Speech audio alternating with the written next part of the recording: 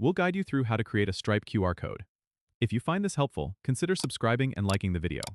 First, go to the Stripe dashboard on your computer. Once there, you need to navigate to the Payments section, which you'll find on the left-hand side menu. Click on that, and you'll see an option for payment links. Select that option because this is where you'll be able to generate QR codes linked to specific payment links. Next, click on the Create Payment Link button. Here, you'll set up the details for your payment.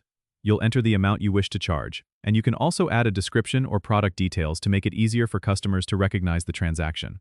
Once you've got everything set up as you want, click Create Link. Now, you'll see an option to download QR code.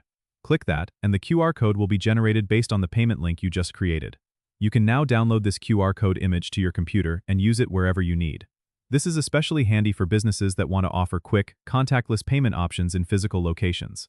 Remember, the QR code is just a tool to help your customers reach the payment link directly with their mobile devices. Ensure that your Stripe account is properly set up to accept payments to avoid any disruptions. And there you have it, a simple way to create a Stripe QR code for easy payments. Don't forget to subscribe and comment if this helped you out.